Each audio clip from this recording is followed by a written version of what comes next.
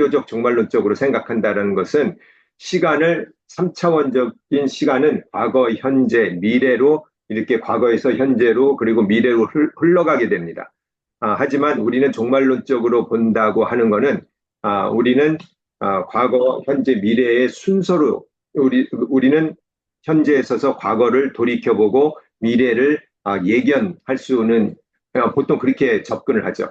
하지만 우리가 이 종말론적으로 본다라고 할 때는 오히려 성경 안으로 뛰어들어서 하나님의 언약 안으로 우리가 들어가서 하나님이 될 수는 없고 하나님의 관점을 우리가 모두 가질 수는 없지만 하나님이 약속하신 그 약속을 토대로 이미 이루어진 주신 그 약속이라는 약속이 이루어진 그 미래라는 곳으로 우리가 가서 거기서 우리는 오히려 미래에 서서 과거와 현재를 돌이켜보는 그래서 지금 내가 하루하루 사는 의미를 거기서 찾아내고 또 내가 사는 것이 끝이 아니란 것을 이렇게 깨닫게 되는 이제 그런 것도 종말론적이다라고 우리가 이렇게 얘기할 수 있습니다.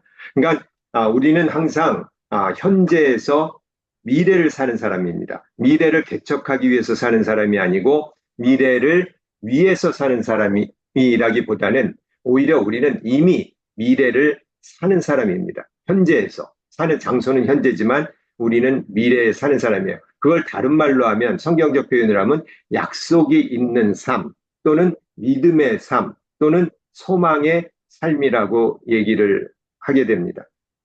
그것을 하나의 종말론적인 관점이다라고 우리가 얘기를 할 수가 있어요. 그리고 제가 종말론적인 관점을 이렇게 과거, 현재, 미래로 정의해 드릴 때 과거 기초적이고 미래 지향적이고 현재 중심적이다라고 말씀을 드렸습니다. 지금 오늘 배울 3과와 다음 주에 배울 4과에 보면 얼마나 현재 중심적인 종말론적인 관점을 우리에게 보여주고 있는지를 우리가 살펴볼 수가 있게 됩니다. 그거는 이제 그때 더 하도록 하고 또 우리가 이제 종말론적이다라고 얘기하는 관점에 또 다른 의미가 있습니다. 지금은 시간과 연결해서 설명을 드렸고 우리가 이제 특별히 3과 4과에서 더 강조가 될 텐데 종말론적으로 본다라고 말하는 거는 그리스도 중심적으로 본다란 말과 거의 같은 의미로 우리가 받아들여야 됩니다. 왜냐하면 예수님께서는 굉장히 종말론적이신 분이셨어요. 그건 이제 우리가 사복음서 3과를 하면서 더 잘 살펴보도록 할 것입니다. 그 다음에 우리가 종말론적으로 본다 할 때는 우리가 이 오늘 우리의 삶이 끝이 아니다라고 생각을 하는 겁니다. 우리의 하루하루의 삶은 무의미하게 그냥 없어지는 날들이 아니라 우리의 삶은 결국은 하나님께서 정하신 그 시간에 심판의 날에 모든 것이 이루어지는 그때에 비추어 나의 하루의 가치가 결정이 되며 우리의 선택의 옳고 그름이 결정이 된다는 것을 우리는 그 관점을 갖는 것이 종말론적 관점을 갖는 것입니다. 그래서 우리는 세상 사람과 굉장히 다르게 생각을 해요. 우리는 과거, 현재 흐름도 미래로 가는 그 흐름도 역행을 해서 볼 뿐만 아니라 우리는 또한 이 과거, 현재, 미래로 시간이 갈 뿐만 아니라 이 시간은 굉장히 직선적인 시간을 우리는 갖게 된다는 것을 믿습니다. 직선적인 시간이란 것은 분명한 시작이 있고 하나님께서 원하시는 대로 분명한 과정으로 시간은 흘러갈 것이라고 우리는 믿습니다. 그리고 마지막에 하나님께서 원하시고 이미 하나님께서 이루어 놓으신 미래는 변하지 않는 그 미래는 분명한 종착점이므로 우리에게 다가올 것이라는 것을 우리는 또 믿습니다. 이 직선적 시간 안에서만 시간은 가치와 의미를 가질 수가 있습니다. 계속 반복된다면 사실 의미가 없죠. 그래서 이 직선적 시간을 기독교인은 반드시 이 관점을 가져야 되는데 사실 이 관점을 안 가진 사람들이 더 많습니다. 동양은 이 도교나 특히 불교, 힌두교의 익숙해진 문화 안에서 사는 사람들은 시간을 직선적으로 보지 않아요. 순환적으로 보죠. 계속 반복되죠. 그래서 우리는 기독교인조차도 이 불교적인 그런 개념이 굉장히 친숙하게 다가오고 쉽게 이해가 잘 되는 경우가 있습니다. 그리고 우리 삶에서도 굉장히 그런 표현들을 많이 써요. 그래서 저희 아내가 결혼 초에 제가 굉장히 이렇게 좋은 아주 어렵게 할 때인데도 불구하고 아내가 제 사랑을 확인하고 싶어서 그랬는지 물어봤어요. 여보, 당신은 다시 태어나도 나와 결혼할 거야? 그렇게 물어봤어요. 여러분들은 뭐라고 대답을 하시겠어요? 뭐 여러 가지 답이 있겠죠. 근데 그때 제 답은 이랬습니다. 여보, 당신의 질문은 잘못됐기 때문에 내가 답할 수가 없어. 크리스찬에게 있어서는 다시 태어나는 그런 순환적인 개념은 없고, 즉 그런 카르마, 뭐죠? 카르마가 한국말로 윤회, 윤회 사상은 우리는 없고, 성경에 의하면 사람은 한 번 태어나고 살면 살고 죽는 것이 정해져 있고 반드시 심판이 있다는 그 말씀처럼 우리는 직선적인 시간을 살지 그렇게 순환적인 시간을 살지 않기 때문에 우리에겐 다시 태어난다는 것이 이 가정을 할 수가 없는 잘못된 생각이고 잘못된 질문이기 때문에 난 대답을 할 수가 없다고 그렇게 얘기를 했어요. 그러니 그날은 굉장히 분위기가 싸해졌겠죠. 사실은 이게 신학적 답이 있고 목회적 답이 있고 이제 부부만이 하는 또 이 대화가 있죠. 우리 젊었을 때는 그냥 모든 게 그냥 옳고 그른 것, 흑백, 그것만 따질 때여서 제가 많이 부족해서 그런 답을 했지만 이거는 그냥 우리가 이렇게 웃어 넘길 수 있는 일이지만 사실은 우리가 이런 직선적 시간관을 항상 가지고 모든 것을 볼 줄을 알아야 됩니다. 그래야 오늘 하루를 우리는 더 의미 있고 가치 있고 귀중하게 살고 또 오늘 하루가 덧없는 날이 아니라 우리의 인생이 덧없는 날이 아니라 또는 내 인생이 누구처럼 이름을 날리지 아니하고 내가 무엇을 이 삶에서 이루지 아니하고 뭐가 이 기도가 또 이렇게 응답받지 못하고 또 내 삶은 다른 사람에 비해서 굉장히 작은 삶인데도 불구하고 우리는 어떤 주어진 그 환경이나 그런 이 조건들을 보지 아니하고 내 오늘 하루 삶이 아무리 세상 기준으로 작아 보여도 우리는 이 삶을 귀하게 여기고 의미롭게 여길 수 있는 이유는 첫째, 우리 삶의 이유는 내 행동이 결정하는 것보다는 하나님께서 주시는 겁니다. 우리 안에도 우리는 우리 스스로에게 우리 크리스찬들의 관점은 크리스찬적인 인간론은 우리 안에 우리는 가치가 없다고 고백을 합니다. 하지만 인간은 정말로 하나님을 떠나서는 어떠한 가치도 없죠. 하지만 인간은 굉장히 귀해요. 왜냐하면 우리는 하나님께 사랑받는 존재이기 때문에 귀해요.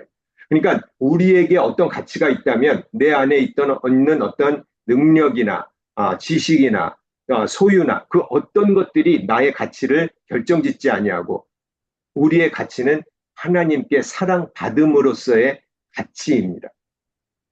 그리고 우리는 하나님이 먼저 우리를 사랑해 주심으로 예수 그리스도께서 우리를 죽어 주심으로 우리에 대한 사랑을 확증하여 주셨고 아들의 피로 우리에게 가치를 보장해 주셨어요.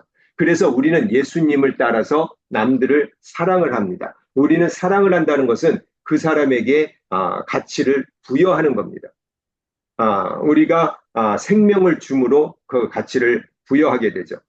그래서 우리는 계속 모든 사람들에게 우리 주님께서 주신 그 가치를 주는 그런 행동을 하면서 살아가는 것이 바로 우리는 이제 삶과 전체를 통해서 우리가 얼마나 그것이 종말론적인 삶인지를 우리가 배우게 될 것입니다.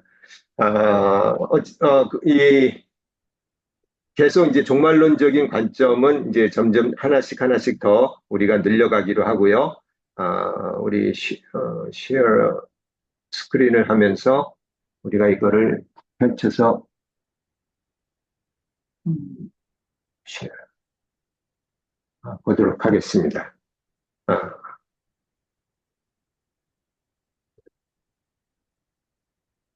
네. 오늘은 3과 공간복음의 종말론입니다. 공간복음이란 것은 이 마태, 마가, 누가가 공간복음입니다. 아, 이거는 이제 공간복음은 이렇게 이게 사복음서가 있죠. 마태, 마가, 누가와 요한은 좀 달라요. 마태, 마가, 누가, 요한은 흡사 이런 구조로 돼 있어요. 꼭 예수님이 사람인 예수님을 만나서 정말 사람인 줄 알고 같이 살고 경험하고 했더니 예수님의 그 모든 가르치심과 삶과 또 고난받으심과 십자가의 죽으심과 부활을 통하여서 예수님이 인간이 아니라 하나님이셨구나. 하나님의 아들이셨구나를 깨닫는 것이 깨닫게 하는 것이 공간복음의 구조입니다. 근데 요한복음은 처음부터 태초에 말씀이 계시니라. 그 말씀은 하나님이시다 하고 해서 아예 딱 예수님은 하나님이시다라는 것에서 시작해서 그 하나님이 얼마나 우리 가운데서 참된 인간으로 계셨을 뿐만 아니라 우리를 위한 구원을 이루어주시는 그런 분이셨다는 것을 얘기를 해주세요. 그러니까 오히려 반대죠. 그러니까 이게 신학적인 말로 공간복음은 어느 정도 로우 크리스탈로지, 낮은 기독론이라고 그래갖고 인간에서 시작해서 하나님께서 그 인간으로 사신 예수님의 그 행적과 모든 삶의 의미를 통해서 예수님이 어떤 분인지를 알아나가는 것이고 요한복음은 하이 크리스탈로지, 높은 기독론이라고 그래서 그거는 이 예수님을 하나님에서 시작을 해요. 하나님을 시작을 해갖고 그분이 얼마나 진실되게 이 땅에 사셨고 우리를 위해서 어떤 일을 해주셨는지를 이렇게 하는 것이 그 구조가 좀 다릅니다. 그런데 이제 그 공간복음에서 또 우리가 발견하는 예수님은 철저하게 종말론적인 분이시란 것을 우리가 알 수가 있습니다. 그래서 제가 제목으로 종말의 그분으로서 예수 그리스도라고 썼습니다. 예수님의 선포는 모두 종말론적인 선포였습니다. 그 말은 뭐냐면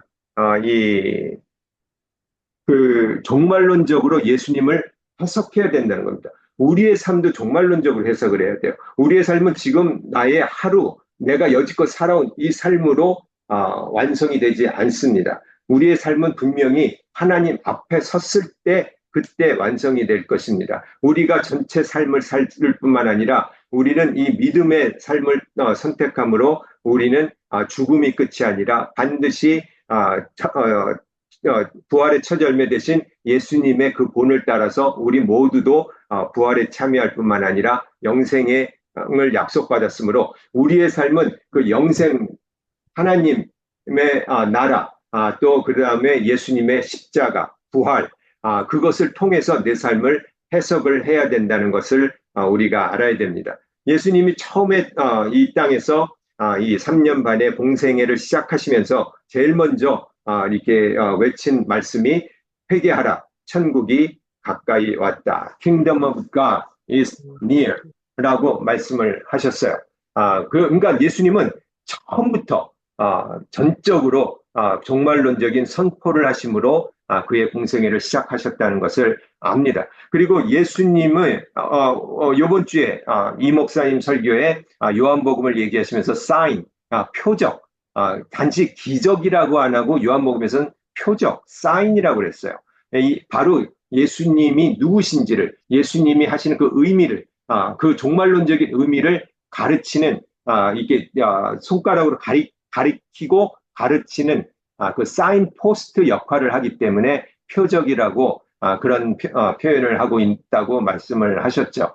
그래서 그 말은 뭐냐면 예수님의 모든 이 사복음서를 우리가 해석을 할 때 예수님의 행적과 예수님의 기적을 할 때 이 모든 것은 그 당시 그 역사 안에서 이루어진 일로만 해석해서는 안 되고 반드시 예수님의 전체적 가르침 그리고 그 가르침에 완성되는 하나님의 나라, 그리고 그 하나님의 나라가 도래하는 이 종말을 우리가 비추어서 해석할 때 예수님이 하신 행적과 행하신 행적과 또 이 선포하신 말씀을 우리가 올바르게 그 전체적 의미를 알 수가 있게 된다는 것입니다. 그리고 예수님께서는 분명히 하나님의 나라가 온다라고 했어요. Coming of Kingdom of God이에요. 우리가 킹덤 오브 갓을 만들어 나가는 게 아니에요. 우리가 킹덤 오브 갓이 오도록 어떻게 더 빨리 오도록 예수님이 더 빨리 재림하시도록 길을 만드는 것이 아니라 그것은 이미 하나님의 시간 안에 이미 이루어진 것들이에요. 그리고 이미 하나님의 시간 안에 약속된 것이에요. 그것은 우리의 어떤 행동이나 그것을 때문에 영향받아서 바뀌지 않습니다. 그래서 하나님 나라는 건설해 가는 것이 아닌 이미 성취된 미래에서 온다입니다. 그래서 저는 사실은 많은 분들이 잘 쓰는 말, 우리가 하나님의 나라를 건설해 나간다, 하나님의 나라를 확장한다. 그 말이 저는 좀 불편해요. 그렇다고 해서 그 말이 전적으로 틀린 거냐? 그렇지는 않다고 생각합니다. 그 말을 우리가 써서는 안 된 말인가? 그렇지는 않습니다. 우리가 하나님의 나라를 확장한다라고 했을 때는 실질적으로 우리가 잘못된 전제는 이겁니다. 이 땅은, 이 세상은 사단이 권세 잡은 곳이라고 생각을 하는 겁니다. 그렇다면 거기서 문제가 되는 게 무엇이냐면 여기는 전부 다 사단의 영역이고 세상은 사단의 영역이고 우리가 어떤 영웅적인 신앙의 행동을 함으로써 또는 선교적 활동을 함으로써 이 사단의 나라들을 우리가 하나님을 위해서 되찾아가고 있는 것처럼 이해하는 것은 잘못입니다. 하나님은 한 번도 이 세상과 우주와 그 어떤 것에 대해서도 주권을 상실하신 적이 없으세요. 사단은 처음부터 거짓말장이에요. 저번 주에 말씀드렸듯이 사단은 우리와는 비교도 안 되게 능력이 큰 존재지만 영이니까 하나님과는 비교도 할 수 없어요. 근데 그 사단은 계속 속여요. 자기가 하나님 같은 존재처럼. 그러면 도대체 그러면 이거는 어떻게 해석을 해야 됩니까? 공중의 권세 잡은 자. 사단을 표현할 때 공중의 권세 잡은 자라고 얘기합니다. 첫째, 공중의 권세 잡았다라는 말이 어쨌든 공중이 이 세상을 전체를 뜻한다라고 우리가 볼 이유는 하나도 없습니다. 근데 공중의 권세 잡은 자라고 했을 때 하나의 이 공중이란 건 air라고 하는데 그게 이제 어떤 신학자들은 아주 소수의 신학자지만 이렇게 해석을 합니다. 이 옛날 히랍 철학의 5가지 원소가 이 우주를 이루는 하나의 이 원리처럼 그렇게 했습니다. 우리 도교에서도 음양사상 뭐 주역이나 그런 데 보면은 이게 사상이 나오잖아요. 그러니까 그런 것처럼 이 히랍도 그런 게 있었어요. 그래서 공기, 물, 불, 뭐 이런 것처럼 우리는 오행이라고 그래갖고 수금, 화수, 목, 금, 토 그렇게 하죠. 그런 것처럼 뭔가 그런데 이 원소가 다른 말로 해서 프린시플이에요.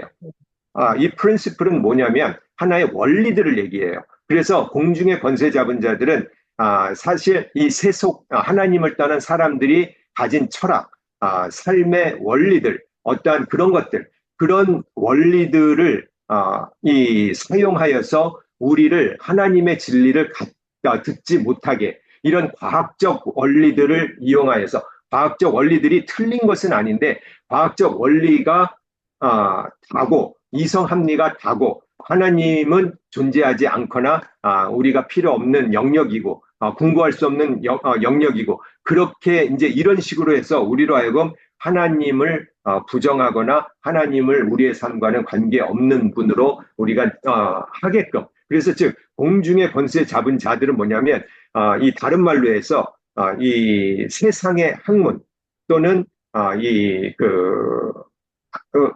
그런 세상의 학문이라고도 표현이 돼 있죠. 그런 것들을 통하여서 하나님을 아는 진리를 듣지 않고 거부하게 만드는 그런 것을 공중의 권세 잡은 자라고 그렇게 해석하기도 합니다. 저는 소수지만 매우 굉장히 일리가 있다라고 생각을 해요.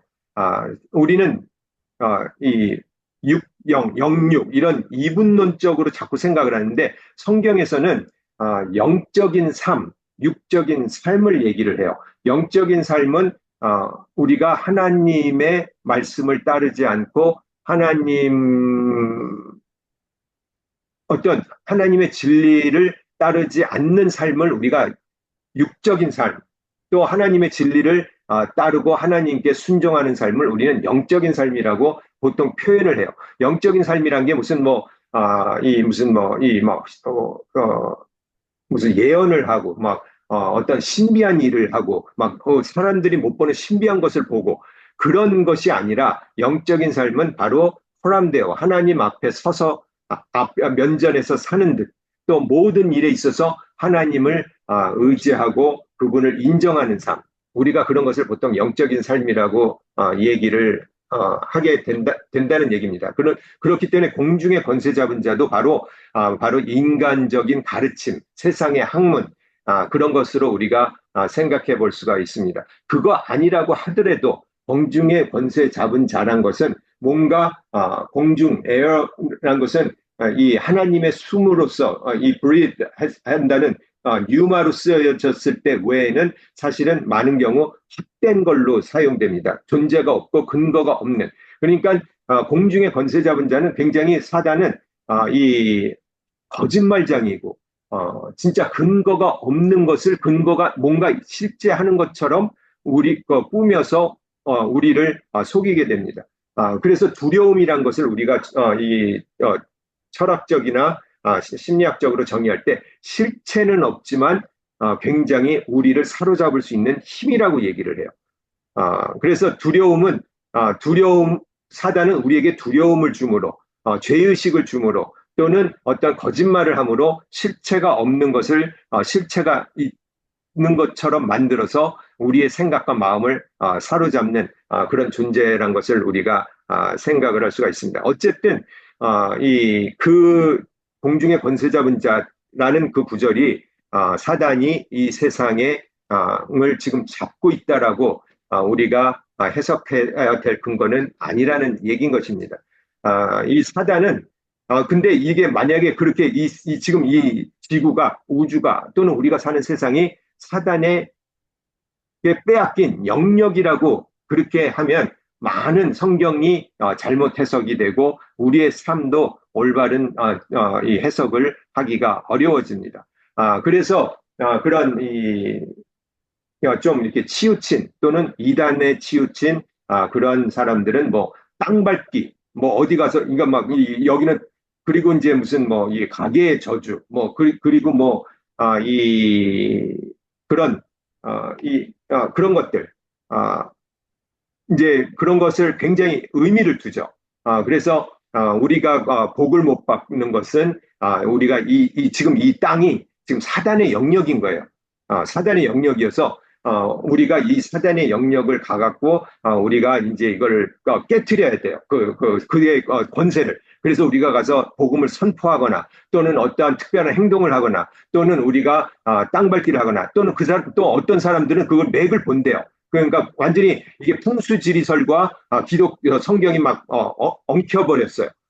그래갖고 이 풍수지리설을 보는 사람들이 그렇잖아요. 이게 풍수지리를 보면 어디 지맥이 있고 어디가 무슨 뭐 저기 복지고 어디가 험지고 그다음에 어디가 가장 중심적이고 그 중추여서 우리나라 지금 사실은 서울의 중심이 바로 지금 청와대에 있는 곳이고 거기가 풍수지리설로 볼 때 가장 우리나라의 맥이 흐르는 곳이기 때문에 거기에다가 그냥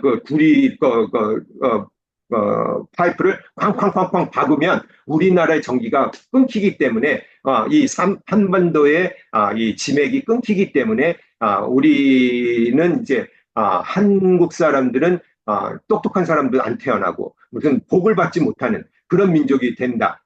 이제 풍수지리설에서 이렇게 많이 말하잖아요. 근데 이게 정말로 이 사상이 이 서양에도 들어가 갖고 이 이단들한테 들어가 갖고 그런 땅밟기 하시는 분들이나 또는 이런 그 더 한 걸음 나가 갖고 막 이런 지맥을 영적 지맥을 봐요. 막 영적 지맥을 봐서 어디가 이 지역이 사단의 영역이라면 어느 지역이 바로 그 맥이 있는 곳이에요. 그래서 거기서 가갖고 진짜 그 사람들은 무슨 무당 북거리 하듯이 막 그렇게 무슨 어떤 이상한 행위도 하고 막 기도도 하고 땅 밟기도 하고 또는 심지어 걷다가 십자가를 갖다 박기도 해요.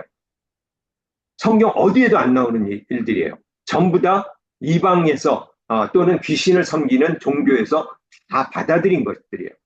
그래서 우리가 성경을 올바로 알게 되면 성경을 올바로 우리가 믿게 되면 그 이단들이 하는 것들이 쫓아는 얼마나 근거가 없는지를 우리가 알 수가 있게 되는데 우리가 그런 잘못된 가르침에 속아 넘어가는 경우를 보게 됩니다. 근데 실제로 우리가 이게 어느 지역을 가면 막 꼭 영험해 보여요. 뭔가가 있을 것 같아요. 근데 그건 다 두려움처럼 우리의 마음이 만들어낸 상황이지 실제로 그렇지는 않습니다. 물론 사단은 영적인 존재이기 때문에 무당을 통해서 어떤 나무를 통해서 어떤 자연현상을 통해서 우리에게 끊임없이 성경적 가르침에서 멀어지고 그런 이런 샤머니즘이나 그런 것을 쫓도록 우리를 이렇게 속이지만 우리가 올바른 신앙을 가지게 되면 그런 것들을 이길 수가 있게 됩니다. 그 다음에 하나님 나라는 그래서 우리가 하나님 나라를 우리가 지금 이 땅이 사단의 영역이어서 우리가 하나님 나라를 확장해 가는 것은 아닙니다. 단지 우리의 죄 때문에 하나님의 영광이 보이질 않아요. 하나님의 다스림이 보이질 않아요. 하지만 이 하나님의 나라를 하나님의 다스림이라고 우리가 해석하고 그거를 우리 삶에 적용을 했을 때 내가 예전에는 죄의 종이었다가 이제는 하나님을 주님으로 섬기니 나는 하나님 나라에 속한 사람이 되는 거예요. 그런 사람이 많아지면 하나님 나라가 확장된다라고 우리가 표현을 할 수 있어요. 하지만 실제적으로 이 땅이 이 지역이 또는 이 나라가 사단의 권세 아래 있다. 사단이 왕처럼 다스리고 있다라는 그런 전제는 매우 잘못된 전제라는 그런 얘기인 것입니다.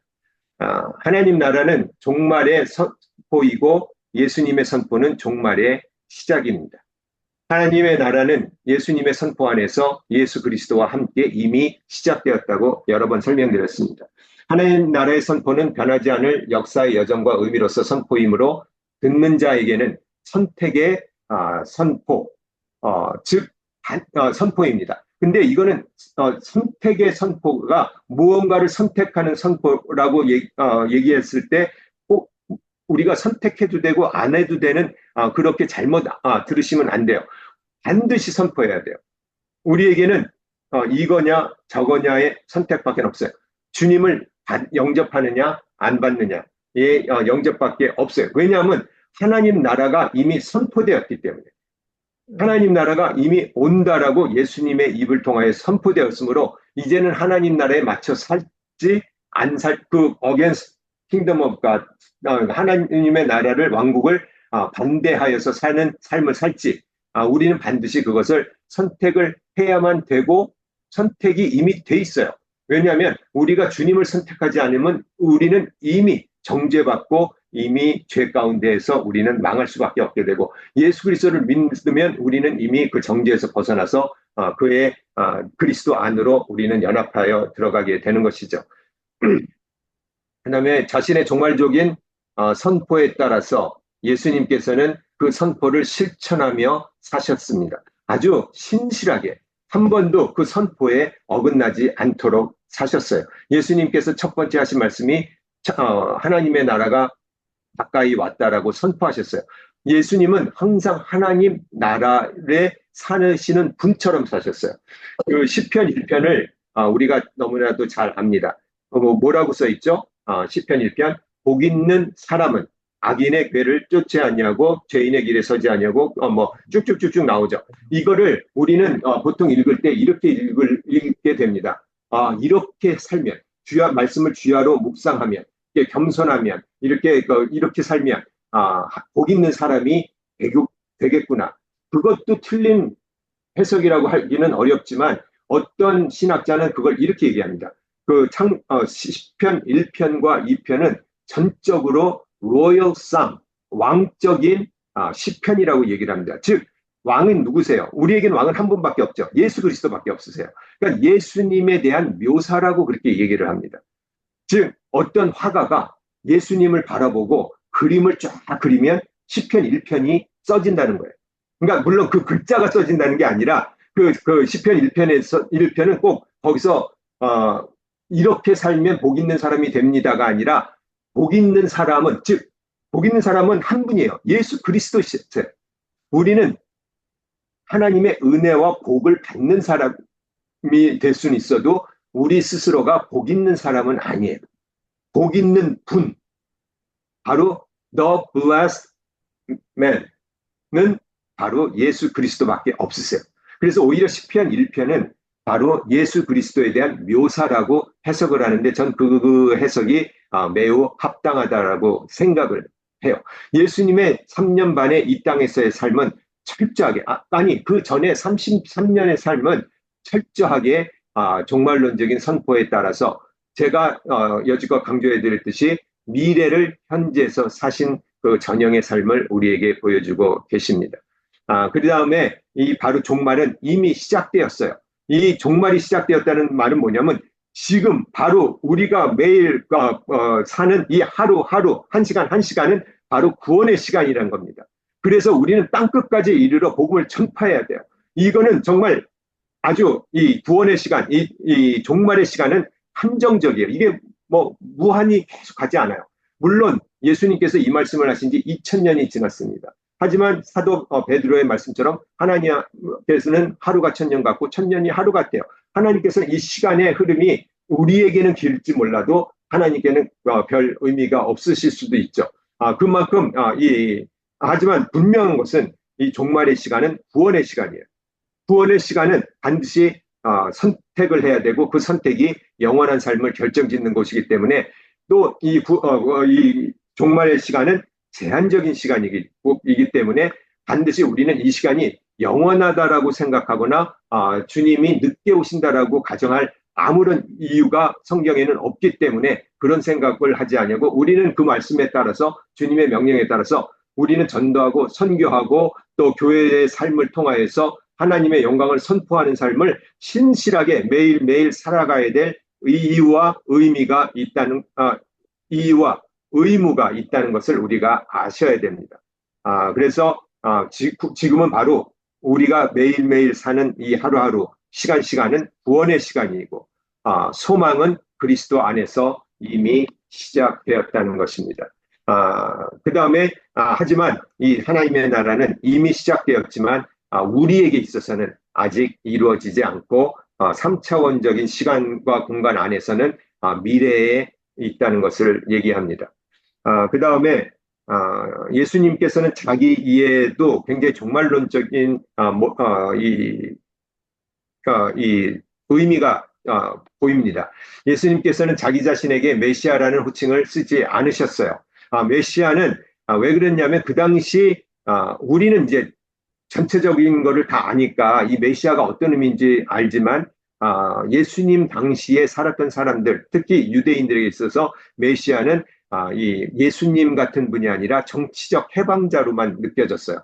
그래서 12 제자들도 사실은 예수님께서 예루살렘으로 가면 다윗의 자손으로 다윗의 왕위를 세울 뿐만 아니라 다윗의 왕위를 더 굳건히 만들어서 로마 같은 그런 모든 이방인들의 세력들을 무너뜨리는, 그래서 다윗의 나라를 회복하는 그렇게 그들도 믿고 따랐다는 것을 우리가 알 수가 있습니다. 그래서 예수님께서는 메시아라는 호칭을 거의 안 쓰셨어요.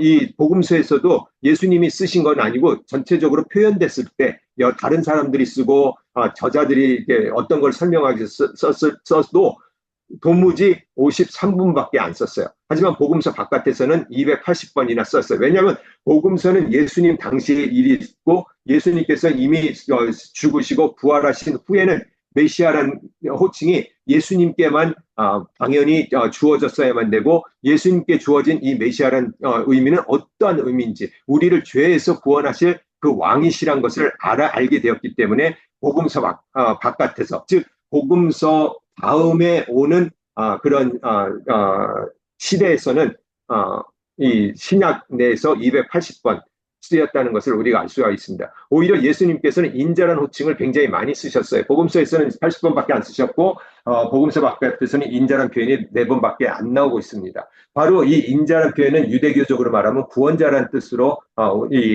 많은 신학자들이 동의를 합니다. 이 예수님께서는 이 인자란 용어를 바로 고난받는 종, 이사야서에서 나오는 고난받는 종과 연결을 하심으로, 바로 어떤 분이시냐면, 본인의 정체성은 뭐냐면 이 세상의 죄를 짐지고 십자가에서 죽기 위하여 죽음으로 그들을 구원하시기 위하여서 오셨다는 그 정체성을 나타낼 때 이 인자란 용어를 많이 쓰셨고, 또 죄를 사하실 때도 이 용어를 많이 쓰셨습니다. 그 다음에 예수님은 바로 하나님의 마지막 자기 계시예요. 이 이슬람교도 그렇고 이슬람교와 몰몬교의 그 공통점은 뭐냐면, 예수님을 인정해요. 하나의 선지자로는 인정을 해요. 그렇지만 예수님은 이 마지막 하나님의 자기 계시가 아니라 뭔가 자기네 종교에서 말하는 것에는 조금씩 부족한 분이세요.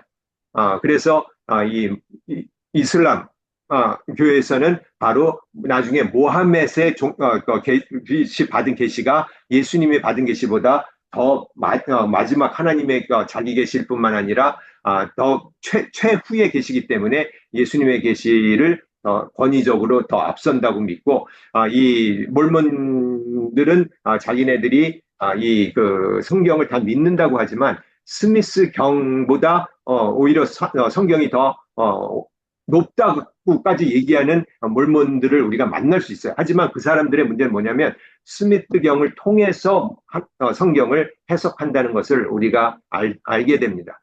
그렇기 때문에 오히려 자기네들의 받은 계시가 예수님보다 더 마지막 계시라고 강조를 하죠. 예수님께서는 이 내가 그니라라는 표현을 하셨어요.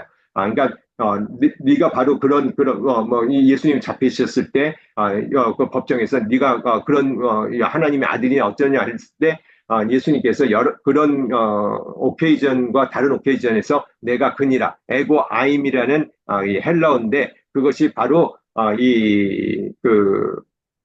출애굽기에서 나오는 하나님께서 내가 나는 스스로 있는 자이니라, 야훼라는 것과 굉장히 상통을 할 수 있는 의미로 쓰여집니다. 그래서 이 애니후라는 말, 즉 에고 아이미는 출애굽기에 나오는 애니후, I am that I am, 여호와, 야훼와랑 같은 말인데, 이것은 언제나 여호와께 적용되는 장엄한 말입니다.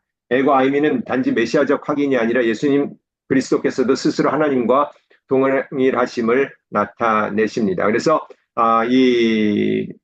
사실은 하나님이심을 나타내는 것은 또 우리가 이 종말론적인 이 약속과 이 내용이 아니면 이것이 이 올바른 예수님의 예수님의 말씀이 정말 진리란 것을 우리가 받아들이기가 힘들게 되겠죠.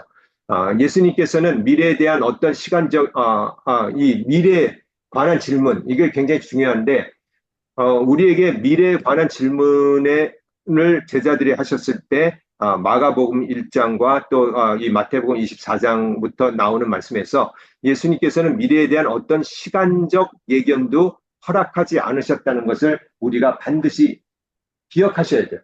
예수님께서 안 하셨다면 이유가 있는 거예요. 예수님께서 하지 말라고 그랬다면 안 해야 되는 거예요. 그걸 공연히 하면 어떻게 돼요? 자기가 뭔가 예수님보다 더 높은 사람인 것처럼, 예수님보다 더 낮은 사람인 것처럼, 예수님보다 더 영적 진리를 알고 있는 것처럼, 즉 예수님의 자리에 앉았거나 예수님보다 더 높은 자리에 앉는 그런 문제가 되는 거예요. 그래서 내 눈에 볼 때 어떤 사람이, 어떠한 교주가, 어떠한 목사가, 어떠한 신령한 사람이 뭐 굉장한 일을 행하고 막 이 죽은 자를 살리는 것 같은 막 그런 대단한 일을 행하고 막 그 사람의 막 뒤에서 막 빛이 나고 막 그럴지는 몰라도 그 누구도 바로 예수님 자리에 앉거나 예수님께서 하신 것을 더하여서 자기 말을 내세울 때는 그 사람들은 반드시 이 잘못되고 이 예수님을 이 반대하는 사람이란 것을 우리가 아셔야 됩니다. 하나님 나라의 완성은 미래에 있습니다. 아니, 하나님 나라는 미래에 이미 완성되어 있습니다. 그러나 하나님의 다스림은 이미 우리 크리스천들 안에서, 교회 안에서 시작되었고, 예수님의 구속사역, 즉 하나님과 이 화해로 인한 그리스도 안에서 연합 때문에 이미 시작되었어요. 우리 안에서. 예수님께서 오심으로 정해진 미래는 바꿀 수 없는, 돌이킬 수 없는 방향으로 이미 갔어요. 이 시작과 끝만 정해진 것이 아니라 예수님이 오셔서 종말이 시작됐다는 건 뭐냐면 이 코스도 바로 하나님께서 정하신 그 코스대로만 가고 있다는 얘기인 것입니다. 그러므로 예수님이 실제하심이 즉각적인 결정을 강권하고 그러니까 예수님이 이 땅에 오심으로 우리에게 결정을 강권하고 있고 오직 그의 실제 때문에 우리의 미래는 의미가 있어지게 됩니다. 우리 미래의 의미는 예수 그리스도 안에서 발견되어집니다. 우리 삶의 가치도 예수 그리스도 안에서 발견되어집니다. 만약에 우리의 삶의 가치를 소유나 지식이나 또는 지위나 세상에서 발견하려고 할 때 그것들은 아침 이슬같이 헛되고 우리 아무런 근거가 없다는 것을 우리 크리스찬은 알아야 됩니다. 오직 우리의 가치는 예수 그리스도 안에서 발견되어진다는 것을 믿고 그러한 삶을 교회를 통하여서 살아나가는 것이에요. 그래서 세상 사람들은 도무지 이해하지 못하는 삶을 우리는 살게 됩니다. 그것이 바로 1세기부터 교회가 시작될 때부터 지금껏 사실은 와요. 왜 저 사람들은 저렇게 살까? 왜 저 사람들은 저렇게 어리석을까? 왜 저 사람들은 저렇게 한심하게 살까? 왜 저 사람들은 스스로 망하는 길로 갈까? 하지만 나중에 보면 저 사람들은 오히려 우리보다 더 소망이 있는 사람처럼 찬송하고 쉬지 말고 기도하고 범사에 감사하고 항상 기뻐하는 삶을 사는 그러한 아주 peculiar한 라이프 스타일을 그들이 보고 그 사람들이 우리에게 질문을 한다는 겁니다. 당신은 어떻게 그렇게 살 수 있습니까? 그럴 때 우리가 대답은 뭘 준비해야 돼요. 내 안에 있는 소망 때문에 그렇습니다. 그 소망이 무엇입니까? 그 소망이 바로 예수 그리스도이십니다. 예수 그리스도는 우리 소망의 내용이자 제목이자 결론이란 것을 우리가 알아야 됩니다. 우리 크리스찬은 그런 의미에서 크리스찬을 정의한다면 예수 그리스도로 답을 하는 사람이라고 우리가 정의해 볼 수가 있습니다. 예수님과 그분의 운명은 모든 역사와 창조계의 미래를 제시합니다. 예수 그리스도께서 부활하셨을 때 잠자는 자들의 첫 열매가 되셨다는 것은 모든 사람들은 결국은 믿으나 죽으나 이 모든 어떤 식으로든 부활에 참여하게 된다는 것을 우리가 알게 된다는 것입니다. 그 다음에 예수님께서 아버지 우편에 앉아 계시고 영화로운 모습을 가지셨을 때 그것은 모든 크리스천들이 가질 모습의 예표가 되는 것입니다. 우리가 예수 그리스도를 벗어나서 우리가 하나님을 상상할 수 없듯이 예수 그리스도를 벗어나서 하나님에 대한 올바른 지식과 이해를 가질 수 없듯이 예수 그리스도를 벗어나서 미래의 천국의 영원한 삶의 우리의 모습도 우리는 상상할 수가 없습니다. 그렇기 때문에 우리가 많은 사람들이 지옥과 천국을 갔다 왔다는 그 간증이 얼마나 진실인지 전 사실 모르겠어요. 하지만 저는 성경의 충족성을 믿기 때문에 그분들이 때로는 덕을 세울 수도 있지만 그런 것들이 성경 이상을 말하게 될 때는 분명히 잘못된 길로 우리를 이끌 수 있는 것이라는 것을 아셔야 돼요. 성경이 충족해요. 성경이 우리의 구원받기에 또 의로 교육하기에 올바르게 하기에 우리로 하여금 사랑하기에 소망의 사람이 되기에 사랑의 사람이 되기에 믿음의 사람이 되기에 성경이 충족해요. 그 외에는 성경에 비교해서 옳고 그름을 판단을 하셔야 됩니다. 성경 외의 것을 자꾸 찾는 것은 매우 잘못된 태도란 것을 우리가 반드시 아셔야 됩니다. 그래서 천국 같다, 지옥 같다, 그거 그럴 수도 있고, 제가 그거를 전부 다 거짓말이라고 말한다면 저는 굉장히 문제가 될 거예요. 그렇진 않을 수가 있겠죠. 정말 그것이 이 하나의 환상 안에서 또는 어떤 것일 수도 있어요. 하지만 저는 그것이 진실되고 안거되고를 떠나서 인간은 보기에 지금은 사도 바울의 표현에 의하면 거울을 보는 듯이 희미하나 예요. 지금은 어떠한 사람에게도 심지어 이 예수님 외에 이 성경 66권의 저자로 사용된 사람들조차도 전부 다 거울로 보듯이 희미하게 본 사람들이에요. 그 누구도 예수님처럼 정확하게 클리어하게 본 사람은 아무도 없다는 걸 우리가 아셔야 돼요. 사도 바울이 얼마나 훌륭하세요. 정말 인간적으로 보면 사도 바울이 기독교의 지도를 새로 만든 사람이에요. 아니 어떤 자유주의 신학자의 표현처럼 인간적으로 보면 사도 바울이 예수님이 아니라 사도 바울이 기독교의 창시자라고 해도 과언이 아닐 정도로 그 사람에 의해서 이 기독교 지도가 초대교회 지도가 바뀐 놀라운 역사를 한 사람이에요. 그럼에도 불구하고 사도 바울은 매우 적게 한 사람이에요. 매우 부족하게 한 사람이에요. 우리가 이런 성경 말씀이 있잖아요. 그 침례 요한을 이렇게 얘기하면서 구약의 모든 선지자보다 큰 자인데 천국에서는 가장 작은 자보다 못하다라고 얘기를 했어요. 그게 무슨 뜻일 것 같아요? 뭐냐면 침례 요한은 구약에 뭐 엘리야도 있죠, 이사야도 있죠, 뭐 다윗왕도 있죠. 그 많은 사람들이 아브라함부터 전부 다 그 바로 이 예수님 메시아 바로 그리스도를 영적으로 영 안에서 그 소망하면서 산 사람들이었어요. 그렇지만 그 사람들은 아무리 훌륭한 선지자였고 왕이었고 그 어떤 놀라운 말과 행동을 했어도 그 사람들은 예수님을 매우 간접적으로밖에 몰랐다 이 말이에요. 예수님을 이 구약의 마지막은 사실 침례 요한이에요. 침례 요한은 구약의 모든 시대 속에서 예수님을 직접 눈으로 본 사람이었어요. 예수님에게 침례를 준 사람이었어요. 그래서 예수님과 비교하여서 기독론적으로 해석을 해서 바로 침례 요한이 구약의 모든 선지자보다 큰 자예요. 예수님을 아는 지식을 얘기하는 거예요.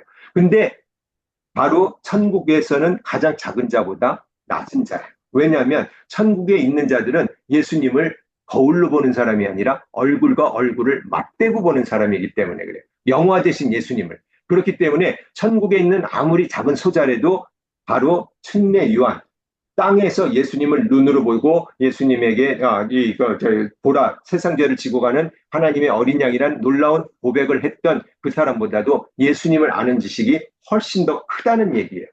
그렇기 때문에 우리가 예수 그리스도를 를 중심으로 모든 것을 우리가 이렇게 이해하고 해석을 해야 됩니다. 예수 그리스도로부터 받은 미래 지향성, 그래서 천국과 지옥을 정말 봤을 수도 있고 안 봤을 수도 있는데 봤어도 매우 희미하게 봤다고 저는 믿습니다. 그 사도행전에 보면 사도 바울을 어디죠? 어느 집에 자매, 세 자매가 있어갖고 성령이 충만해서 예언을 하는 자매들이 있었어요. 근데 그 예언을 하는 자매들이 사도 바울한테 어떻게 했어요? 그쪽으로 가면 잘못되니까 가지 말라고 막 말렸죠. 근데 사도 바울은 갔어요. 누가 틀렸고 누가 맞았어요? 누가 거짓 예언이고 누가 진짜 예언이에요? 사도 바울은 왜 그 자매들의 예언을 안 들었을까요? 예?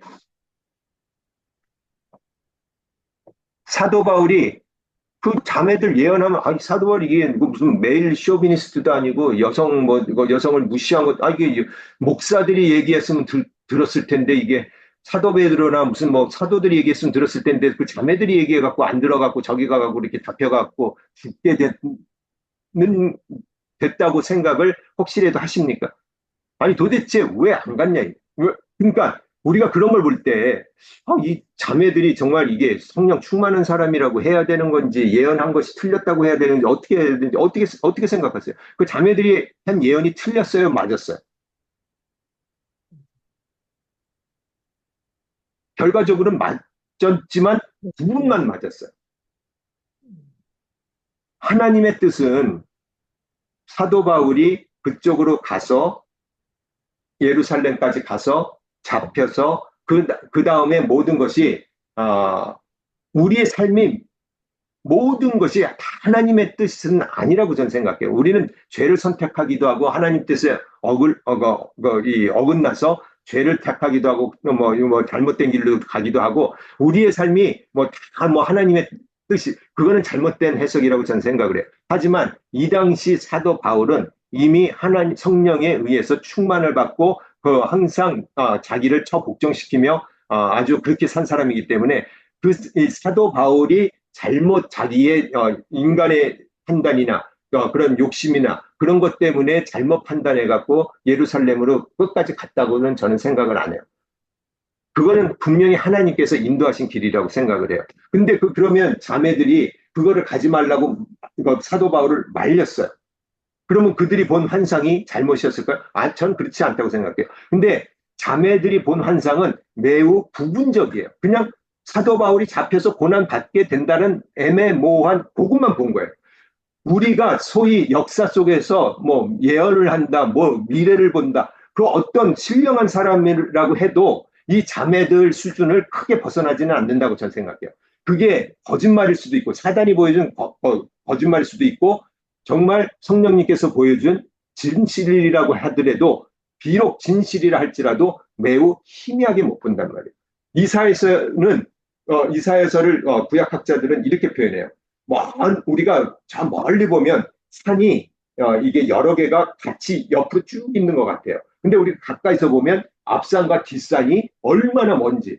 이게 뭐 차 타고도 몇 시간을 가야 될 만큼 거리가 먼데 멀리서 보면 그 산이 꼭 옆에서 이렇게 수평 바로 옆으로 이렇게 수평적으로 이렇게 있는 것 같이 그렇게 착각을 한다 이 말이에요. 그래서 이사야는 대단한 선지자였지만 너무 멀리서 봤기 때문에 예수님을 이 영광받는 재림의 예수님과 초림 고난받는 종으로서의 초림하신 예수님을 그냥 같이 봤어요.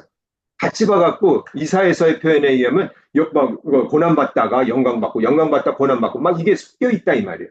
그런 것처럼 우리가 보는 것들은 이 땅에서 정말로 하나님께서 성령님께서 보여주신 거라 할지라도 우리는 거울을 보듯이 희미하고 전체를 못 보는 부분밖에 못 봐요. 왜냐하면 전체적 지식은 하나님만 가지고 계세요.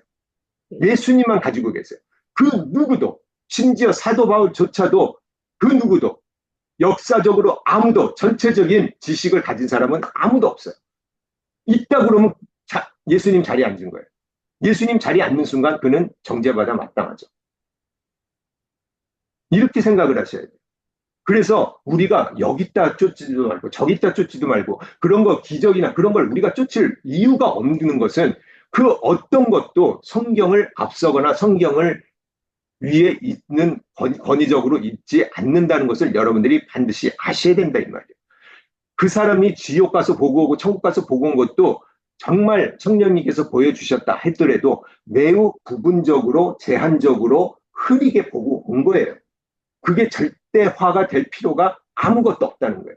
안 들어도 그만인 거예요. 성경을만 제대로 믿으면.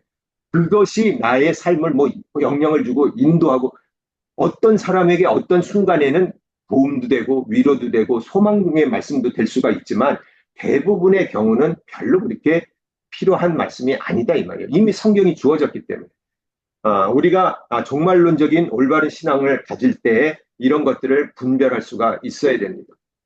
미래는 진보가 결정하거나 우연의 세계가 아니라 예수 그리스도의 삶, 부활 그리고 승천을 통한 하나님 뜻의 완성인 것입니다. 이런 의미에서 예수님께서는 미래를 결정하십니다.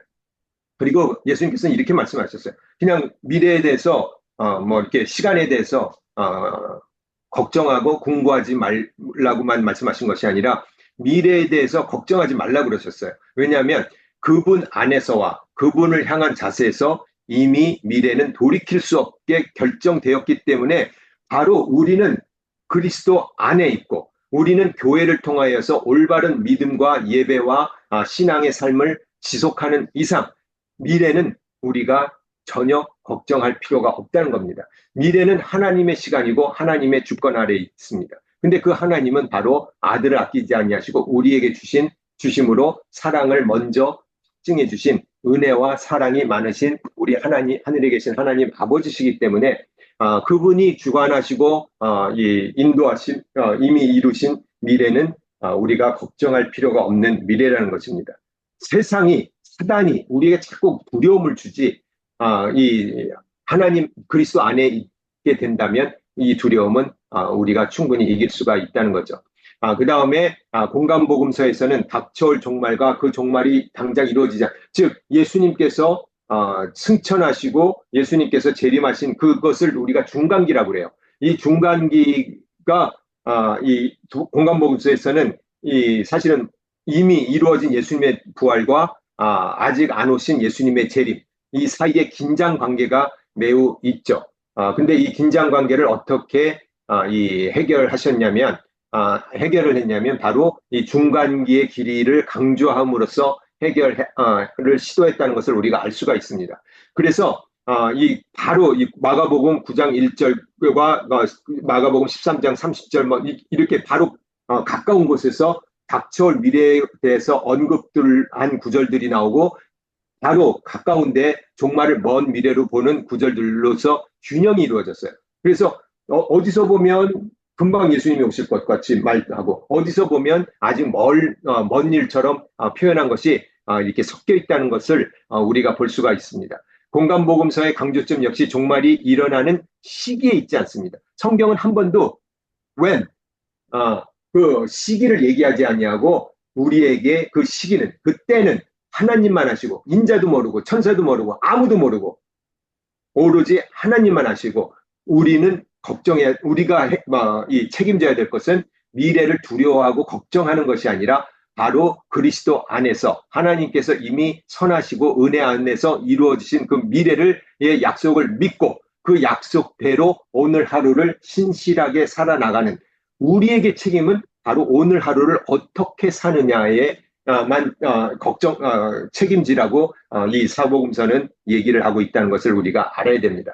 그래서 우리는 종말론적인 삶이라는 것은 미래가 어떤 사건이 일어나고 얼마나 무섭고 얼마나 두렵고 7년 환란이 얼마나 크고 그거 솔직히 무시해도 그만이에요. 왜냐하면 사실은 그 7년 대환란 한 번밖에 안 나오는 거예요. 어떻게 될지도 사실 잘 몰라요. 천년왕국 나중에 배우겠지만 그거는 우리의 그 어떤 관점의 차이를 밝혀줄 뿐이지 천년왕국이란 거는 이거다 저거다라고 말하기에 굉장히 성경의 자료 자체가 너무 부족해요. 오히려 성경엔 많은 부분에서 일관되게 우리에게 종말은 반드시 올 건데 그 종말은 하나님 안에서 이미 이루어진 건데 그러면 우리는 이 종말적인 삶을 어떻게 살아야 되느냐? 바로 그 말씀에 하나님의 약속에 하나님의 이루신 미래에 의해서 오늘 하루를 어떻게 사는지 그거를 책임지고 신실하게 말씀에 따라서 살라고 강조하고 있다는 것을 우리가 반드시 알아야 됩니다. 우리가 교회의 삶, 성도의 삶, 믿음의 삶, 소망의 삶이 바로 우리가 미래를 준비하면서 사는 가장 성경적인 방법이라는 것을 여러분들이 잊지 마셔야 돼요. 그 다음에 마가복음의 종말론적 활동들이 많이 보입니다. 하나님의 비밀은 외인에게 허락되지 아니하고 오직 부활 사건 이후에 제자들에게만 하나님 나라의 비밀이 허락되었습니다. 그 다음에 근데 그 하나님의 나라의 비밀은 제자들에게조차 부활 전에는 허락되지 않았다는 것을 우리가 알 수가 있습니다. 이 하나님의 나라의 비밀은 사람들에게는 사실은 그건 하나님의 영역이고 사람들에게는 어느 정도 우리가 예수 그리스도의 이 삶을 통해서 우리가 어느 정도 우리는 예견을 할 수가 있지만 그 전체적인 지식은 우리가 갈 수 없다고 말씀을 드렸습니다. 오히려 우리는 이 중간기를 더 이상 좌절 속의 기다림의 기간이 아닌 그러니까 도대체 예수님께서 곧 오신다고 그랬는데, 그래서 초대교회는 많은 사람들이 자기네가 죽기 전에 올 수도 있다라고 생각을 했는데, 예수님이 오늘 안 오신들, 내일 안 오신들, 천년이 가신들, 이천년이 가신들, 우리에게는 사실은 믿음의 삶을 올바로 가지게 된다면 아무런 문제가 되지 않아요. 내일 오셔도, 내가 죽은 후에 오셔도 결국은 나의 오늘 하루의 삶을 바꿀 이유는 하나도 없다는 거예요. 뭐 스피노자가 내일 지구가 멸망을 하여도 오늘 하루 뭐 나무를 심겠다, 사과나무를 심겠다라고 그랬잖아요. 물론 스피노자는 굉장히 이 기독교를 반대한 사람입니다. 하지만 우리도 하물며 기독교를 반대한 세상 철학자조차도 그런 삶의 태도를 얘기를 했는데, 우리도 더욱더 이렇게 계시를 받은 우리, 약속을 받은 우리는 오늘 하루를 두렵고 떨림고 좌절 속에 사는 것이 아니라 그 약속을 붙잡고 사는 우리 그 모습을 가져야 된다고 이 사복음서는 우리에게 계속 강조를 하고 있습니다. 그래서 이런 의미에서 선교는 전적으로, 그 다음에 현상학적으로 보여지는 모습으로는 가장 종말론적인 활동이에요. 그러니까 물론 교회 생활도 종말론적인 활동이, 전적으로 종말론적인 활동. 교회 자체가 종말론적인 단체예요. 우리가 교회의 처치 멤버, 소위 처치 멤버가 되는 순간 우리는 바로 종말론적인 사람, 종말적인 사람이 되는 거예요. 우리가 예수 그리스도를 주님이다, 예수 그리스도께서 다시 오신다라고 마라나타라고 고백하는 그 순간 우리는 종말론적인 삶을 사는, 가장 종말론적인 삶을 사는 사람이란 것을 우리가 알아야 됩니다. 이 마태복음에도 종말론적인 말씀으로 우리가 이해를 해야 됩니다. 모든 구약의 종말론적인 명칭들이 예수님께 부여됩니다. 메시아, 다윗의 자손, 이스라엘 왕, 하나님의 아들, 인자. 그러니까 물론 다윗의 자손은 이 과거로부터 이렇게 이어온 것이지만 다윗의 자손이란 의미가 완성은 종말, 미래에 되는 거예요. 다윗의 자손이란 것은 옛날에, 그래서 예수님 당시 12 제자들까지도 다윗의 자손이란 것이 정치적 메시아라고 잘못 이해를 한 거예요. 하지만 우리는 예수님 때문에 다윗의 자손이 무엇을 의미하는지 훨씬 잘 알게 돼요. 종말에 우리가 주님께서 재림하시고 우리가 영원한 나라에 갔을 때 그게 무슨 의미고 어떤 건지 우리는 얼굴과 얼굴을 맞대고 이 모든 해석이 분명해질 거라는 것을 우리가 아셔야 돼요. 그래서 예수님께 부여된 모든 명칭들은 그 당시도 쓰였지만 사실 그것의 정확한 의미는 미래 종말론적인 성취를 따라서 해석을 해야 된다는 얘기입니다. 마태가 이 명칭들을 통해서 말하고자 한 것은 바로 예수님께서 종말을 이끌어 오실 분이란 것을 강조하기보다는, 당장 예수님께서 막 재림하시고 막 뭘 갖고 종말적인 어떤 성취를 가져오시는 것보다는 오히려 예수님께서는 구약과 연결되신 분, 그냥 어느 날 갑자기 나온 것이 아니라 하나님의 약속에 의해서 오셨고 역사의 중심으로서 또 이 종말의 성취자로서 그분이시다라는 것을 나타내 주셨다는 것입니다. 예수님께서 세우신 교회는 그분의 권위 때문에 참된 이스라엘이 됩니다. 그래서 교회는 이 바로 참 감람나무였던 이스라엘이 제 몫을 안 하자 늘 감람나무로 이렇게 바꾸셨죠, 하나님께서. 그래서 오히려 영적인 참된 이스라엘이 바로 지금은 교회입니다. 이러한 연계성을 가질 때 중간기를 해석하는 데 결정적인 역할을 하게 됩니다. 그 다음에 이스라엘이 세상의 빛이 되는 사명을 잃어버린 후 교회로 대체되어 이스라엘에게 주어진 그 약속이 이 교회에게 계승이 되었죠. 하지만 성경 어디에도 교회가 잘못함으로 교회에 준 약속이 다른 어떤 단체로 된다는 이 가르침이 절대 없습니다. 그리고 교회에 대한 표현이 여러 가지가 나오는데 그 중에 하나가 그리스도의 신부입니다. 분명히 요한계시록에 보면 교회가 그리스도의 신부가 되어서 신랑 대신 그리스도를 맞이하게 됩니다. 그리고 영원한 잔치에 우리가 들어가게 됩니다. 즉 교회는, 지금 우리 눈에 보이는 교회는 아무리 잘못되었어도, 아무리 문제가 있어 보여도, 아무리 세상에서 없어질 것 같은 뭐 미래학을 하는 사람들이 뭐 나중에는 뭐 기독교가 어떻게 되고 어떻게 얼마나 잘못되고 얼마나 없어지고 막 그렇게 아무리 그런 예견을 내놓는다 할지라도 바로 그 그 엘리야 때에 하나님께서 바알에게 아세라에게 절하지 않은 사람들을 마련해 주신 것처럼 하나님 주님의 몸으로서 교회는 계속 주님께서 이끌어 가시고 그 교회를 주님 다시 오실 때까지 인도하셔서 주님의 신부로서 우리를 이끄신다는 것을 우리가 믿으셔야 돼요.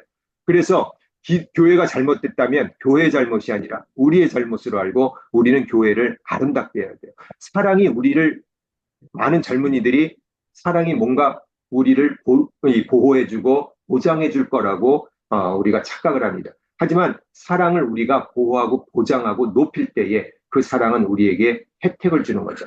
우리가 바로 이 교회도 그래요.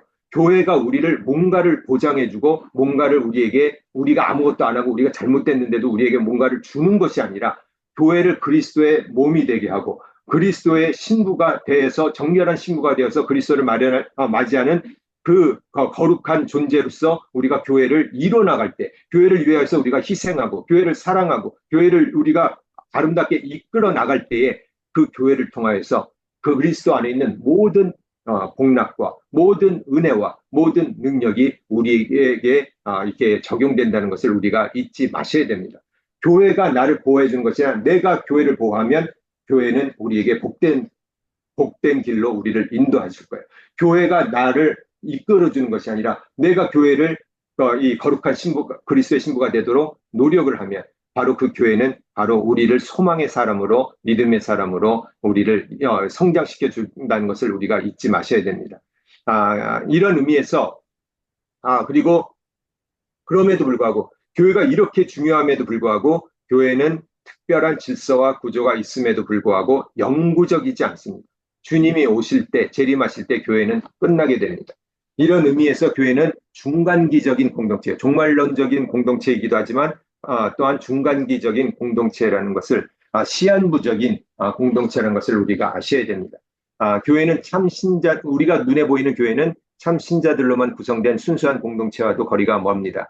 재림과 다가올 심판이 전 복음서에서 걸쳐서 나오고 있습니다. 하지만 마태복음은 이 심판을 계속 끝까지 얘기하다가 끝나는 것이 아니라 오히려 이런 심판을 쭉 다 있을 거라고 24장부터 26장까지 쭉 얘기하시고 28장 마지막에는 바로 복음 전파에 대한 명령으로 마태복음이 끝나는 겁니다. 그것이 바로 우리가 종말론적인 삶을 살고 미래를 종말을 준비하는 삶이란 것을 마태는 우리에게 얘기해 주는 겁니다.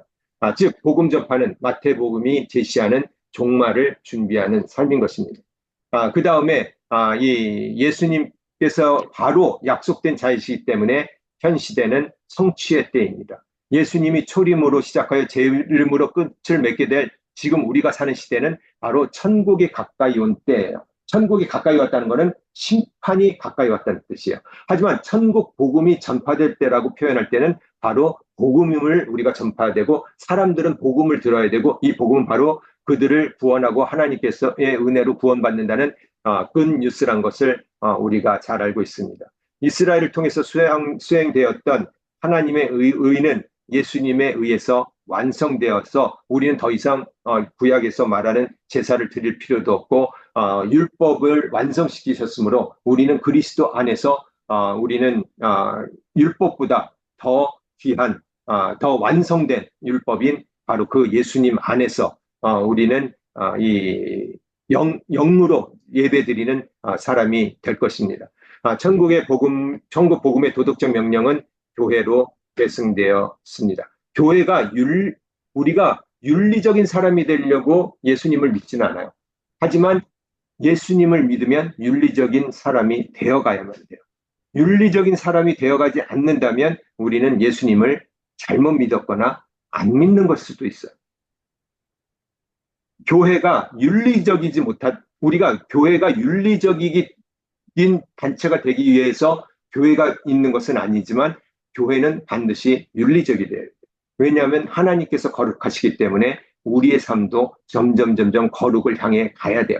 비록 우리는 연약하고 이 땅에서의 죄의 권세가 너무나 세고 이 썩어질 구습이 아직도 강하기 때문에 우리가 완전한 거룩한 모습을 보이지 못하고 때로는 아주 죄된 모습을 보인다 할지라도 우리는 죄를 미워하고 죄를 짓지 않기 위해서 노력하고 이 거룩을 향해 가는 소원이 자체가 없다면 우리는 그 사람을 크리스찬이라고 말할 수가 없습니다.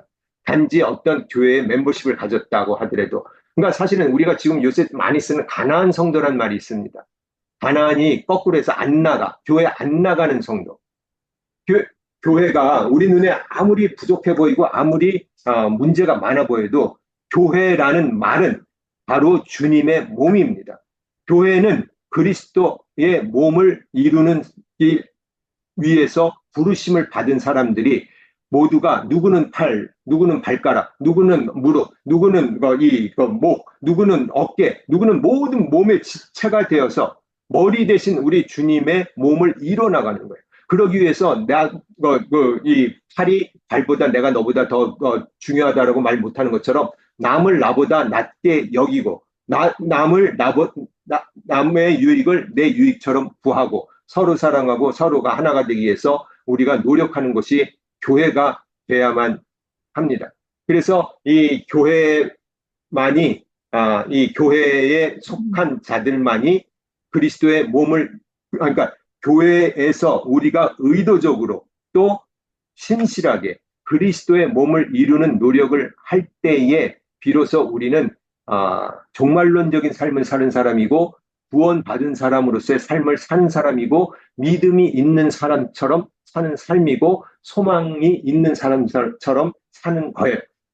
만약에 우리가 그렇게 안 살면 교회 바깥에 있다면 우리가 구원받았는지 안 받았는지는 하나님은 아시지만 우리가 볼 때는 구원 안 받은 거예요. 그걸 받았다고 한들 또 뭐라 그러겠어요? 구원은 자격증이 아니라 천국 가는 자격증이 아니라 바로 이렇게 그리스도와 연합하여서 사는 삶이에요. 바로 천국은 요한복음에 보면 어떤 영원한 영생은 영원한 시간이나 시간을 초월한 어떤 것이 아니라 아버지와 아들을 아는 지식, 즉 아버지와 아들에게 절대적인 이 신뢰와 믿음과 의존성을 가지고서 살아나가는 하나님과 분리되지 않고 그리스도와 연합하여 사는 특별한 형태의 삶이란 것을 요한복음이 얘기를 하고 있습니다. 그와 마찬가지로 우리가 믿음을 가졌다, 구원을 받았다. 이거는 삶의 형태를 얘기하는 것이지 어떤 자격증을 얘기하는 것이라고 우리가 받아들여서는 안 돼요. 그렇기 때문에 교회 바깥에 있는 사람은 구원 받았다 안 받았다, 구원 받았다 안 받았다는 우리의 영역이 아니에요. 그건 하나님의 영역이에요. 그건 애당초 그런 걸 질문을 할 필요도 없고 stupid question이에요.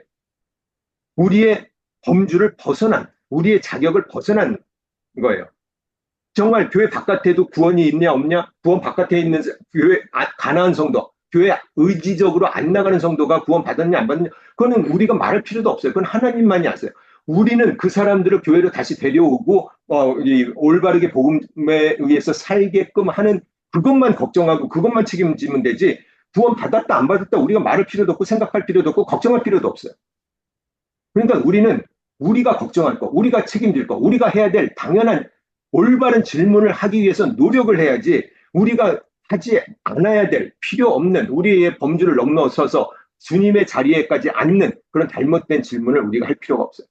근데 사실 가나안 성도들은 교회 안에 없는 교회를 의지적으로 안 나가는 성도들은 성도라고 말을 하면 안 돼요. 사실은.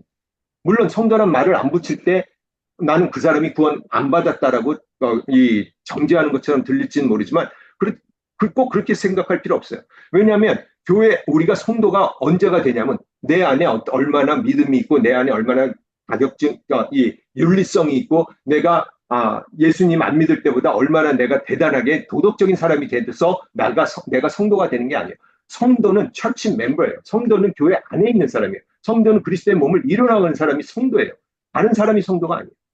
천주교에서 말하는 saint, 무슨 성자, 무슨 어떤 기적 일으킨 사람, 그 사람들이 성도가 아니라 성도는 바로 그리스도의 몸, 교회 안에서 그리스도의 몸을 이뤄나가는 사람들이 바로 성도라고 우리가 우리 수준에서는 그거를 제한되게 말해도 저는 하나도 틀릴 게 없다고 생각해요.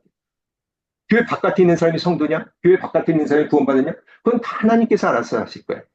우리 자격 조건을 너무너무 벗어난 거예요. 제가 미국에서 군대를 갔는데, 저희가 랭크라고 이제 계급들이 있어요. 근데 제가 가진 계급보다 더 높은 질문을 하거나 더 위의 것을 얘기할 때 that's not your 그러니까 내 랭크가 너무 낮아서 너는 그것을 알아서는 안 되고 그거를 너는 질문해서도 안 되고 그렇게 이제 표현하는 그런 말들이 있어요. 그러니까 내 수준, 내가 내 자격만큼만 우리는 질문하고 알아야 돼요. 근데 사실 구원 받았다 안 받았다 이거는 우리가 할 질문이 아니죠. 우리는 구원 받은 사람처럼 교회 안에서 얼마나 신실하게 사는지 그것만 책임지시면 됩니다. 그 다음에 이런 도덕적 명령을 수행함으로 교회는 예수님의 시대와 역사의 마지막 목표를 향하여 현재를 연결하여 갑니다. 바로 이 연결성이 기독교인들로 하여금 의를 향하여 변화되어 가야 함을 보여줍니다. 이런 의미에서 중간기는 단지 천국의 오심이 유보된 상태에서 그치는 것이 아니라 예수 그리스도의 복음의 전파와 천국 백성으로 살아가는 행동의 때예요. 지금 우리가 이 예수님이 안 오신다고 뭐 예수님의 뭐 몇 월 며칠에 온다고 그래갖고 무슨 뭐 있는 거 다 팔아갖고 교회 뭐 어느 지역에 모여갖고 아무것도 안 하고 그게 아니라 우리는 오히려 이때 더 많은 그리스도를 믿고 미래를 살아가는 그 행동의 때란 것을 이 마태복음과 다른 복음서가 일관되게 우리에게 가르쳐주고 있습니다. 우리의 이 삶과 행동은 하나님께서 명령하신 것뿐만 아니라 하나님께서 기뻐하시고 영광 받으시고 그 삶과 행동을 통해 계획하신 일을 이루실 때입니다. 누가복음도 마찬가지예요. 바로 누가복음은 오히려 마태복음은 예수님을 이스라엘 범주 안에서 이렇게 주로 표현을 했는데 누가복음은 훨씬 더 세계사 안에서 구속사적인 이해로서 예수님을 이렇게 보고 계십니다.